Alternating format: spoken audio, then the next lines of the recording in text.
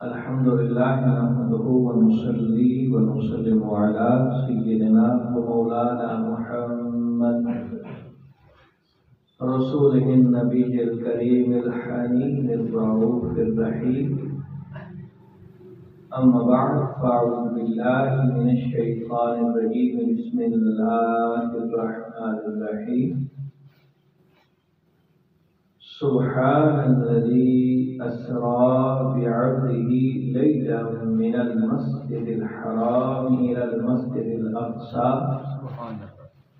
الذي باركنا حوله لنريه من آياتنا إنه هو السميع البصير.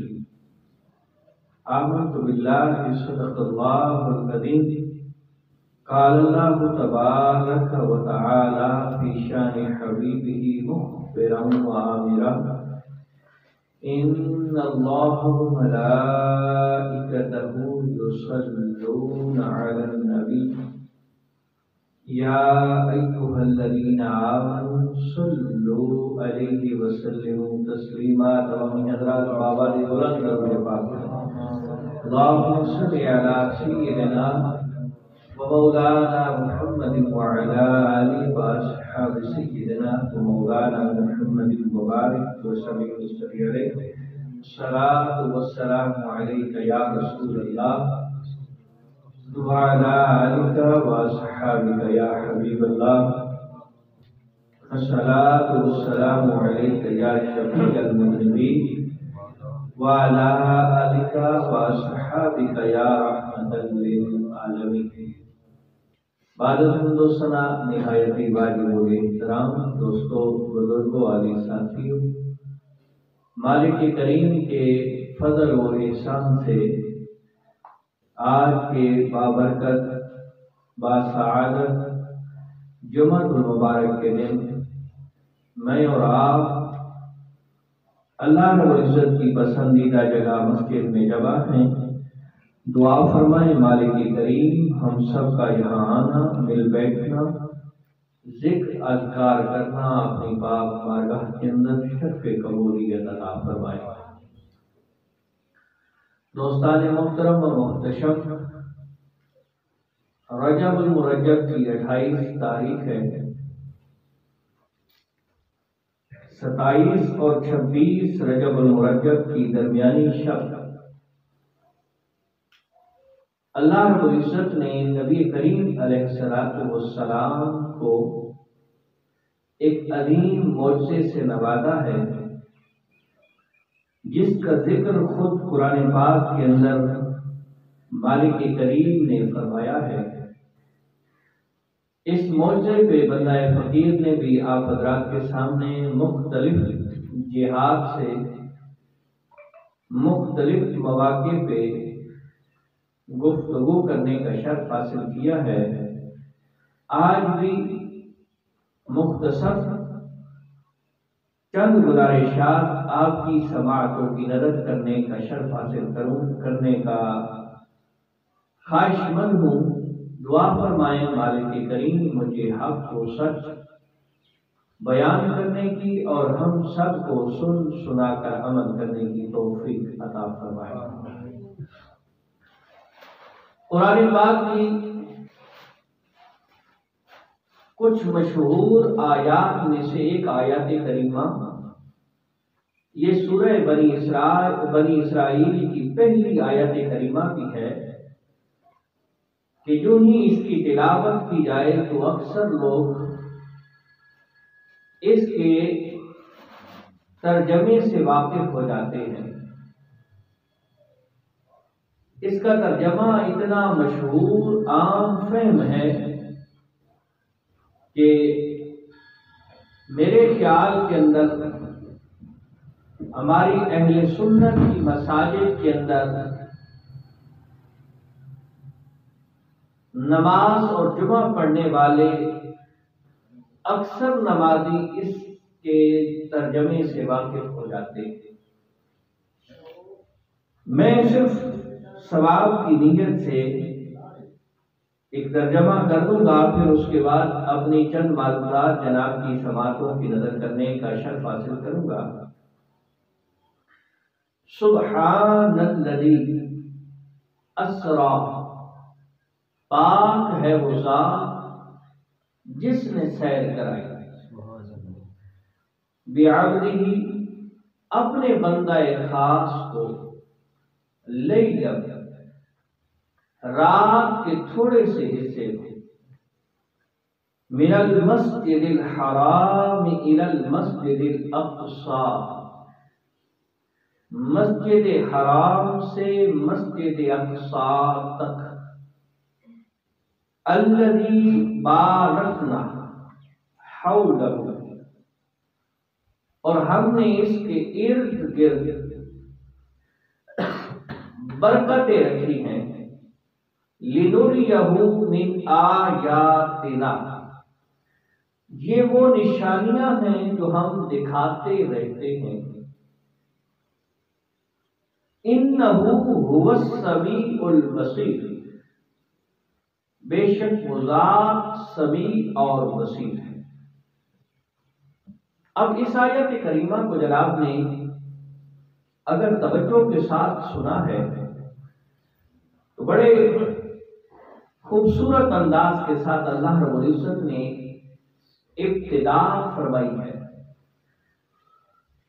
آج جو میرا موضوع ہے دوران مطالعہ میں نے ایک دو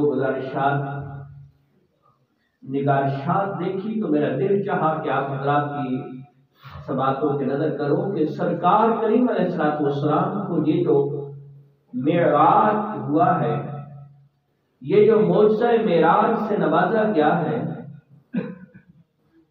تو کچھ دوست احباب کہتے ہیں کہ یہ معراج خواب کے اندر تھی اور اس کے اندر نبی کریم علیہ السلام کی روح مبارک معراج کرنے گئی تھی، جسم نہیں گیا تھا۔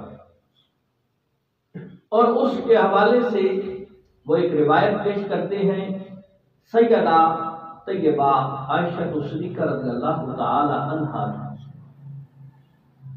یا فرماتی ہیں کہ نبی کریم علیہ السلام اس رات آپ کا جسم گم نہیں ہوا تھا، روح کی معراج تھی۔ اسی طرح حضرت امیر معاویہ رضی اللہ تعالی عنہ سے روایت ہے، آپ سے ایک روایت بیان کی جاتی ہے کہ سرکار کریم علیہ السلام کی جو معراج تھی وہ روحانی معراج تھی۔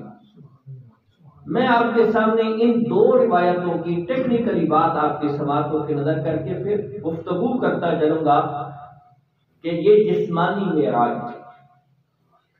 جب سرکار کریم علیہ السلام کو معراج کرائی گئی، اس وقت حضرت سیدہ عائشہ صدیقہ رضی اللہ تعالی عنہا آپ علیہ السلام کے نکاح میں نہیں تھی، بلکہ اس وقت سیدہ کی جو عمر ہے وہ 4 سال تھی۔ تو اس لیے یہ جو روایت ہے سیدہ سے یہ قابل احتجاج ہے، سمجھ آ گیا؟ ایک اس کی مثال اور بھی دی جا سکتی ہے کہ نبی کریم علیہ السلام کو معراج ایک بار نہیں کروائی گئی بلکہ 12 مرتبہ معراج کروائی گئی۔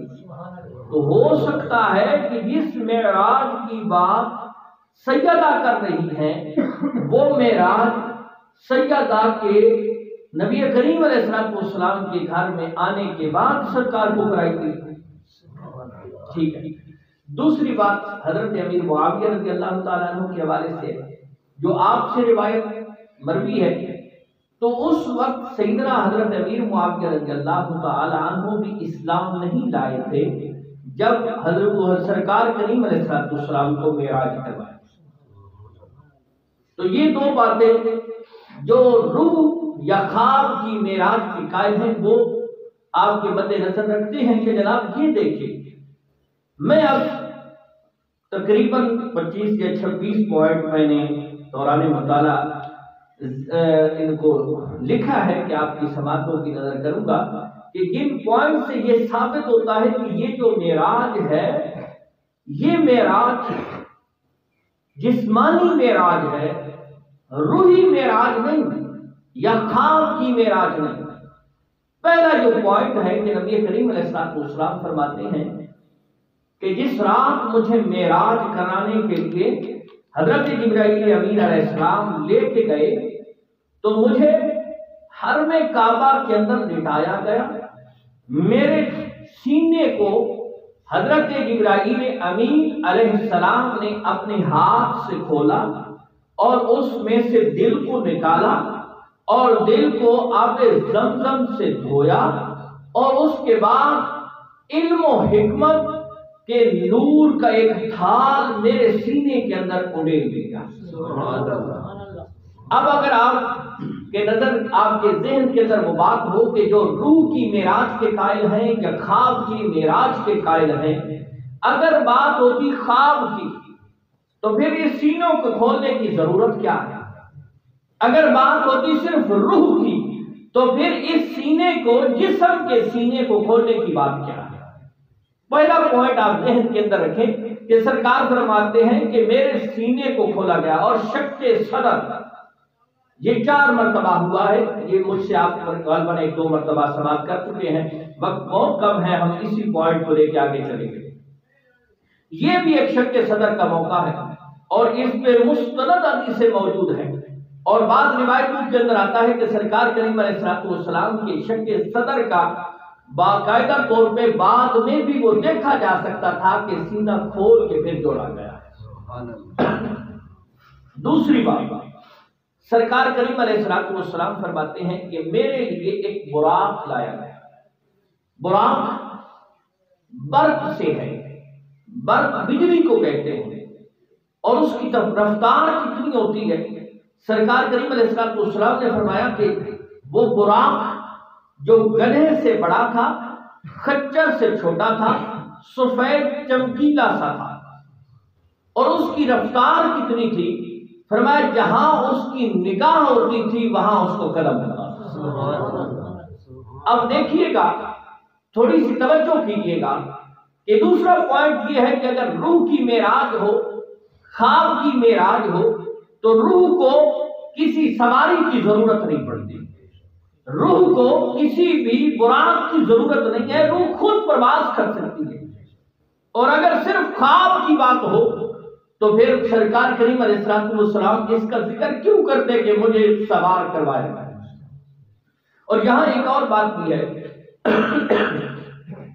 कि सरकार करीम अलैहिस्सलाम फरमाते हैं कि वो बुराक थोड़ा सा शौखी में आया तो हजरत जिब्रील अमीन अलैहिस्सलाम ने उसके कान को मरोड़ा और फरमाया रुक जा, थम जा, तेरे ऊपर ऐसी जात सवार होने वाली है कि इससे बढ़कर तेरे ऊपर कोई बड़ी जात सवार नहीं होगी। अब दूसरा पॉइंट, इसके बाद तीसरा पॉइंट यह है कि नबी करीम अलैहिस्सलाम जब वहां से चलते हैं तो नबी करीम अलैहिस्सलाम के साथ हजरत जिब्रील अमीन अलैहिस्सलाम भी सफर बड़ा तेजी के साथ जा रहे हैं। नबी करीम अलैहिस्सलाम को एक जगह पे रोक के हजरत जिब्रील अमीन अलैहिस्सलाम ने अर्ज की, सोना यहां नमाज पढ़िए, यहां नमाज पढ़िए। नबी करीम अलैहिस्सलाम वहां रुकते हैं, 2 रकात नमाज पढ़ते हैं। उसके बाद हजरत जिब्रील अमीन अलैहिस्सलाम अर्ज करते हैं, सोनिया ये मदीना मुनव्वरा है, ये मदीना तैयबा है जहां आप हिजरत करके तशरीफ लाएंगे। क्योंकि ये हिजरत से बाद ने 3 साल का है, बाद ने 5 साल में कहा है कि पहले मेराज हुई, तो हिजरत से पहले सरकार मक्का में थे और मस्जिद हराम भी मक्का में ही है जहां से इब्तिदा हो रही है। तो पहली बार रोक के, तफसीर इब्ने कसीर के अंदर मैंने खुद पढ़ा है, बहुत सारी रिवायतों के अंदर लिख रहा है कि नबी करीम अलैहिस्सलाम को रोका गया और फिर कहा गया कि जनाब यहां रुकिए और नमाज पढ़िए कि जहां आपने हिजरत करके लाना है, तशरीफ लाना है, कि मदीना तैयबा है। दूसरा फिर सरकार करीम अलैहिस्सलाम फरमाते हैं हम सवार हुए और फिर सफर जारी हो गया। फिर एक मरतबा हजरत जिब्राइल अमीन अलैहिस्सलाम ने रोका और अर्ज की, हुजूर जहां भी रुकी और नमाज 2 रकात नमाज पढ़ी। جب نبی کریم علیہ السلام نے 2 رکعت نماز نفل پڑھ لیے تو حضرت جبریل امین علیہ السلام عرض کرتے ہیں سونا یہ کوہ طور ہے جہاں حضرت موسیٰ کلیم اللہ علیہ السلام رب سے ہم کلام ہوتے تھے۔ اب جہاں تھوڑا سا اپنے موضوع کو روک کے میں ایک اور بات بھی عرض کرتا چلوں، بلکہ اگلی بات کر کے میں یہاں یہ دونوں باتیں سمجھاؤں گا کہ یہاں رکے ہیں اور 2 رکعت نماز نفل پڑھے ہیں، حضرت جبریل امین علیہ السلام اس کا تعارف کروا رہی ہے کہ سونیا اس جگہ پہ رکنے کا مقصد یہ تھا کہ یہ وہ جگہ ہے کہ جہاں حضرت موسیٰ کلیم اللہ علیہ السلام رب سے ہم کلام ہوا کرتے تھے۔ اس کے بعد پھر سرکار سوار ہوتے ہیں، سوار ہونے کے بعد پھر سفر جاری ہے، تھوڑی دیر کے بعد پھر حضرت جبریل امین علیہ السلام عرض کرتے ہیں سونیا پھر رکیے، رک گئے، عرض کی سونیا پھر یہاں پہ 2 رکعت نماز نفل پڑھیے۔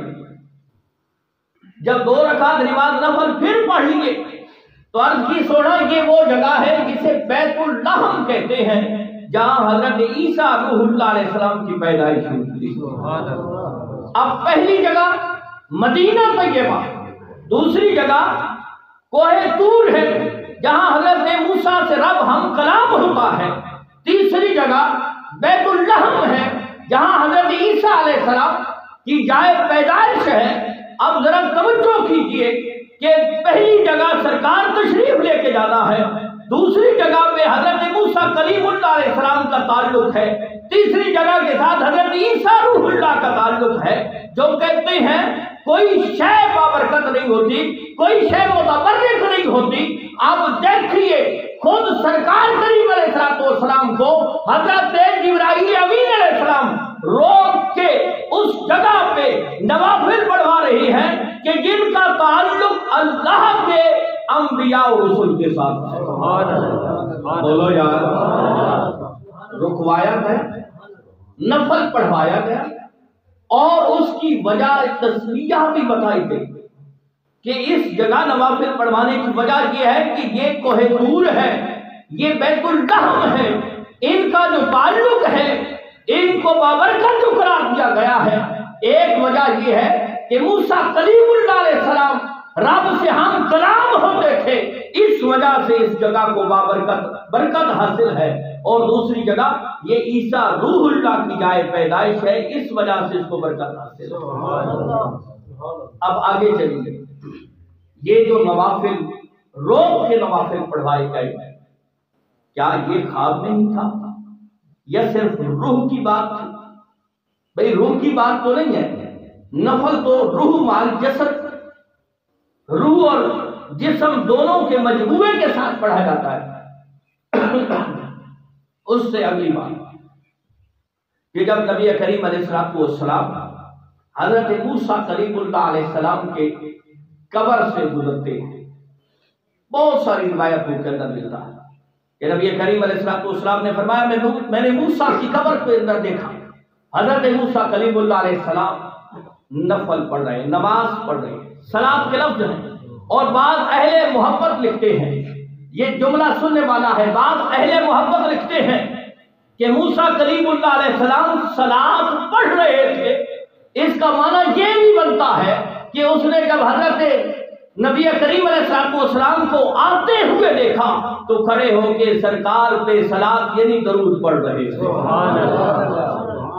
سرکار کریم علیہ السلام جب بیت المقدس پہنچتے تو روایت کے اندر ہے کہ نبی کریم علیہ السلام جس براق پہ سوار تھے اس کو ایک جگہ پہ روکا، اور ایک وہ پتھر موجود تھا کہ بیت المقدس کے اندر جب بھی کوئی انبیاء اور رسول میں سے تشریف لاتا تو اپنی سواری کو اس کے ساتھ باندھ دیتا۔ تو حضرت جبریل امین علیہ السلام نے اس کو ہاتھ لگایا تو اس کے اندر سوراخ ہو گیا۔ نبی کریم علیہ السلام نے اس براق کو اس پتھر کے ساتھ باندھ دیا۔ اب جب نبی کریم علیہ السلام تشریف لائے، آگے سارے مقتدی کون ہیں؟ یا انبیاء میں سے ہیں یا رسول میں سے، عام بندہ کوئی نہیں، انبیاء رسول۔ نبی کریم علیہ السلام کو حضرت جبریل امین علیہ السلام نے آگے کر سونا نماز پڑھائی. تو نبی کریم علیہ السلام نماز پڑھاتے ہیں، 2 رکعت نماز نفل پڑھاتے ہیں، تطوع کے لفظ یعنی نفل نماز پڑھاتے ہیں. یہاں تھوڑا سا رکیے گا، پھر میں ایک اور بات بھی آپ کو سمجھاتا چلوں. جب نبی کریم علیہ السلام یہ ریاست مدینہ قائم ہو گئی تو نبی کریم علیہ السلام نے دور کی جتنی ریاستیں تھیں انہیں خط لکھے کہ جناب یا تو اسلام قبول کریں، اسلام حق دین ہے، اور آپ کی کامیابی اس دنیا میں اور آخرت میں بھی یہی ہے کہ اسلام کو قبول کریں.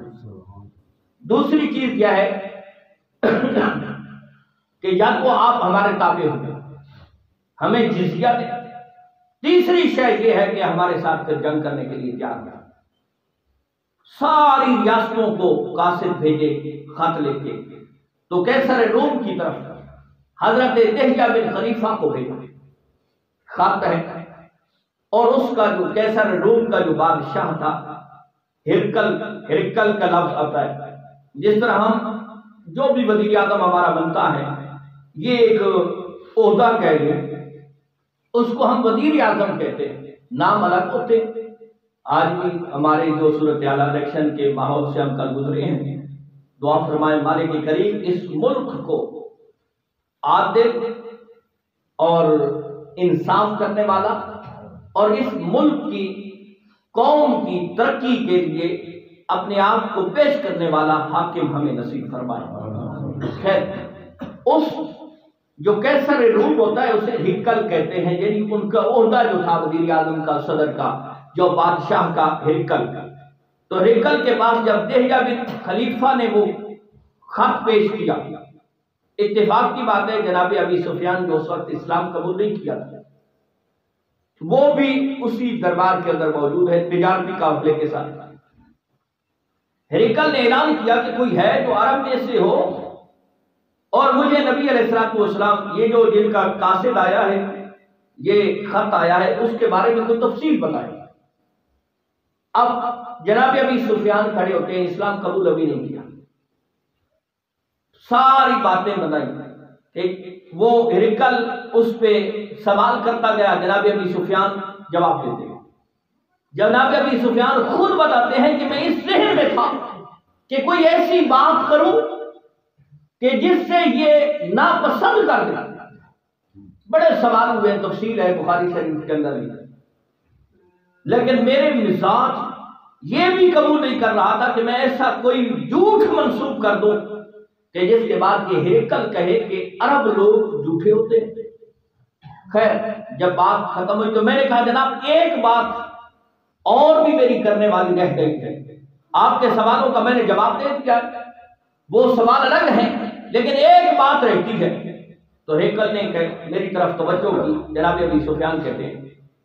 تو میں نے کہا کہ یہ جس کا قاصد آیا بیٹھا ہے وہ محمد علیہ السلام، وہ کہتے ہیں ایک رات میں مسجد حرام سے مسجد اقصیٰ گیا، مسجد اقصیٰ سے پہلا آسمان، دوسرا، چوتھا، پانچواں، چھٹا، ساتواں، سدرۃ المنتہا، عرش العلا، رب سے ملاقات کی. یہ بات بڑی عجیب سی ہے. اور کہتا ہے پھر میں رات کو واپس آ گیا. جو سینکڑوں دنوں کا ایک سفر ہے وہ چند لمحوں کے اندر یہ کیسے ممکن ہو سکتا ہے. جب یہ بات سنی ہرکل حیران تو ہوا، لیکن اس کے سائڈ پہ کھڑا اس کے مذہب کا بہت بڑا پادری، لاٹ پادری، اس نے کہا وہ سچ کہتا ہے. اب عجیب سی صورتحال ہے جہاں سارے مخالف ہیں سوائے دہیہ بن خلیفہ ایک صحابی کے. پورا مجمع جو بیٹھا ہوا ہے مخالفوں کا مجمع بیٹھا ہوا ہے. اب لاٹ پادری نے جب کہا کہ وہ ٹھیک کہتا ہے، جناب ابی سفیان بھی حیران ہے، ہرکل خود حیران ہے کہ یہ کیسے ممکن ہو سکتا ہے. تو لاٹ کہتا ہے جناب بات کچھ اس طرح ہے، میں نے کیوں کہا ہے کہ وہ سچ کہتا ہے. ایک رات ایسی گزری ہے، میرا معمول ہے میں مسجد اقصیٰ کے اندر بیٹھتا ہوں، سب سے آخر میں بیٹھ جاتا ہوں اور سارے دروازے بند میں خود کرتا ہوں اور بند کر کے میں جاتا ہوں. ایک رات ایسی آئی کہ میں جب سارے لوگ چلے گئے میں بھی گھر جانے کے لیے مسجد سے جو اٹھا سارے دروازوں کو بند کیا. ایک ایسا دروازہ جس سے اکثر انبیاء اور رسول گزرتے ہیں اس کو میں نے بند کرنا چاہا، جو پہلے خراب نہیں تھا لیکن میں نے پوری قوت طاقت لگائی وہ بند نہیں ہو رہا. میں نے اپنے شاگردوں کو بلایا، انہوں نے بھی بڑی کوشش کی. آخر میں انہوں نے کہا استاد صاحب اب رات کا وقت ہے لہذا اب تو بند نہیں ہو رہا، صبح کسی کاریگر کو بلائیں گے، اس کو ٹھیک کروا دیں گے، صبح اس کو بند کروانے کے لیے اسے ٹھیک کروا لیں گے. خیر مجھے بھی یہ بات پسند آ گئی کہ بڑی کوشش محنت کے بعد جو بند نہیں ہو رہا تو پھر چھوڑ دیتے ہیں اسی طرح رہنے. میں رات کو اسی طرح چھوڑ کے چلا گیا. صبح آیا، جب میں نے آ کے دیکھا اب پھر جو دروازے کو بند کرنا چاہا تو وہ اسی طرح عام روٹین کے اندر بند ہو گیا. لیکن مسجد اقصی کے اندر جو خوشبو پھیلی ہوئی تھی وہ عام لوگوں کی خوشبو نہیں تھی. مجھے پتا چل گیا کہ یہ رات کو جو دروازہ بھی کھلا رکھوایا گیا ہے کسی نے تشریف لایا. یہ آج بھی کتابوں کے اگر بات آپ تو سارے اکثریت بعد میں آئے بیٹھے ہیں، شاید آپ کے ذہن میں میری تمہید ہو کہ میں نے بات شروع کی تھی کہ اگر بات صرف ہو خواب کی، بات ہو صرف روح کی، پھر دروازے بند کیوں نہیں کروائے گئے؟ بھئی اسی کو دروازہ بند کر دیا جاتا کوئی ایشو نہیں تھا. لیکن یہ بات بتاتی ہے، یہ بات کی تسلیم کرنی پڑے گی کہ یہ روح کی بات نہیں ہے، یہ روح سمیت جسم کی بات ہے کہ سرکار کو اتنا معجزہ عطا کیا. اس کے بعد یہ چند باتیں گفتگو کو سمیٹتے ہیں. میرے پاس تو ویسے بڑی اس کے نکات لکھے ہوئے تھے لیکن آپ بھی مولا کریم آپ کو دین کی محبت نصیب فرمائے. آپ ہمیشہ اس وقت ہی تشریف لاتے ہیں جب آپ کے ذہن اور سوچ کے اندر ہوتی ہے کہ اب گفتگو ختم ہونے والی ہوتی ہے. خیر اللہ کریم آپ کو دین کی محبت نصیب فرمائے. اب آیت کریمہ کی طرف آئیے. رب نے فرمایا سبحان الذی اسرا بعبدہ. لفظ سبحان یہ اسلوب بتاتا ہے کہ اللہ کی ذات پاک ہے، وہ ذات پاک ہے. جب بات خواب کی ہو میں آپ کے سامنے بڑی بڑی چھوڑ دوں کہ جناب میں رات خواب کے اندر مدینہ گیا، مکہ پاک گیا، بغداد شریف گیا، بڑے بڑے شہروں کا نام لوں، آپ میں سے کوئی بھی اس کا انکار نہیں کرے گا. آپ کہیں گے جی خواب کی بات ہے، یہ کوئی مشکل بات تو ہے نہیں. خواب میں یہ ممکن ہو سکتا ہے آپ گئے، لیکن اگر خواب کی بات ہوتی یا صرف جسم نہیں روح کی بات ہوتی تو لفظ سبحان اس آیت کے شروع میں نہ ہوتا. یہ لفظ سبحان پہلا جواب ہے کہ تم یہ نہ سمجھنا کہ یہ ممکن نہیں ہو سکتا. یہ وہ ذات ہے جو ہر عیب ہر نقص سے پاک ہے، یہ جس طرح چاہے تو کروا سکتی ہے. یہ آیت کا اسلوب بتاتا ہے کہ یہ لفظ سبحان لگا کے، کیونکہ لفظ سبحان پہلے آیا ہے، اب آنے والی جو خبر ہے وہ کوئی عام نہیں، خاص خبر ہے، اہم بات ہے. اہم بات کی ابتدا کے اندر لفظ سبحان آیا ہے. رب نے اپنی باقی کا لفظ بیان کیا ہے کہ وہ ہر نقص سے، یہ ہماری قوت اور طاقت ممکن ہو سکتی ہے نا جی کہ ہم اگر جائیں تو اتنا ٹائم لگ سکتا ہے، اتنے مشکلات ہو سکتی ہیں. رب کون فرماتا ہے بھائی کون ہو جاتا ہے. یہ اس کے لیے تو کوئی مشکل بات نہیں ہے، اس لیے لفظ سبحان لگا دیا کہ تم اسے عام نہ سمجھو یا اسے خواب نہ سمجھو. صرف یہ وہ معجزہ ہے جسے رب نے عطا کیا ہے. اچھا دوسری بات، لفظ عبد کا لفظ آیا ہے سبحان الذی اسرا، سیر کرا. یہ لفظ سیر بھی بتاتا ہے سیر روح کی نہیں ہوتی بلکہ جسم کی سیر ہوتی. عبد کے لفظ، عبد آپ جتنی لغات کو اٹھا لیں، عبد کا لفظ ہمیشہ روح اور جسم دونوں کے لیے ہوتا ہے، دونوں کے مجموعے کا نام عبد ہے. پھر لفظ لیل کہ رات کے تھوڑے سے حصے میں یہ رب نے پہلے اپنی قدرت بتائی ہے کہ جسے تم سینکڑوں مہینوں کی راہ سمجھتے ہو کہ اتنا ٹائم لگے گا، یہ کیسے ممکن ہو سکتا ہے؟ رب فرمایا وہ سبحان ہے، وہ چاہے تو رات کے تھوڑے سے حصے میں یہ ممکن ہو سکتا ہے۔ وہ رات کا تھوڑا سا حصہ کتنا تھا؟ سرکار کریم علیہ السلام کے غلاموں ذرا توجہ تو کیجیے کہ وہ تھوڑا سا حصہ کتنا تھا۔ سرکار نے جس پانی سے وضو کیا تھا، سرکار مسجد حرام سے مسجد اقصیٰ گئے، مسجد اقصیٰ سے آسمانوں تک گئے، آسمانوں سے سدرۃ المنتہا تک گئے، سدرۃ المنتہا سے عرش اولا تک گئے، عرش اولا سے لامکان تک گئے، پھر رب سے ملاقات کی، پھر واپس تشریف لائے، ابھی بھی وہ پانی چل رہا تھا۔ اب مجھے بتاؤ یہ ٹائم کتنا؟ فرمایا جس بیری کے درخت کے ساتھ سرکار کریم علیہ السلام کا چلتے ہوئے امامہ مبارک ٹکرایا تھا اور وہ بیری کی ٹہنی جو ہل رہی تھی، فرمایا سرکار سفر کے لیے گئے، واپس بھی آ گئے، پھر بھی وہ ٹہنی اسی طرح ہل رہی تھی۔ سرکار کریم علیہ السلام جس بستر سے اٹھ کے گئے تھے، اب کتنا ٹائم لگتا ہے اسے ٹھنڈا ہونے میں؟ سرکار کریم علیہ السلام جب واپس تشریف لائے تو وہ بستر ابھی بھی گرم تھا۔ اب عقل کہتی ہے مولانا یہ کیسے ممکن ہے؟ اس لیے تو قرآن کے اندر آیا، فرمایا وما جعلنا الرؤيا التي اريناك الا فتنة للناس، کہ ہم نے جو دکھایا یہ بہت لوگوں کے لیے آزمائش۔ اب عقل ماتم کرتی ہے، علم جواب دے گیا کہ جناب یہ ممکن کیسے ہے کہ اتنے تھوڑے وقت میں اتنا طویل سفر ہو اور جنت دوزخ بہت کچھ ملاحظہ کر کے تشریف لائے ہو، پانی چل رہا ہو، بستر گرم ہو، بیری کی ٹہنی ہل رہی ہو، یہ عقل نہیں مانتی۔ میں نے کہا جناب یہ عقل کی بات ہی نہیں ہے، یہ عشق کی بات ہے کہ عشق سمجھتا ہے کہ یہ حقیقت ہے، کیونکہ خود قرآن نے کہا ہے نا کہ یہ آزمائش ہے، یہ آزمائش ہے۔ ابو جہل نے جب سرکار نے اس کا ذکر کیا، حضرت ام ہانی نے کہا سنا اس کو بیان نہ کریں، لوگ جھٹلائیں گے۔ سرکار کریم علیہ السلام نے فرمایا میں تو بیان کروں گا۔ اب ابو جہل اس کو جھٹلاتا ہے، ابو بکر اس کی تصدیق کرتا ہے۔ ابو جہل اس کی مخالفت کرتا ہے، کہتا ہے عقل نہیں مانتی، ممکن نہیں ہے، اتنا سفر اتنے تھوڑے وقت میں کیسے ہو سکتا ہے؟ ابو بکر کہتے ہیں سونا آپ نے کہا ہے آمنا وصدقنا، میں ایمان بھی لایا ہوں اور اس کی تصدیق بھی کرتا ہوں۔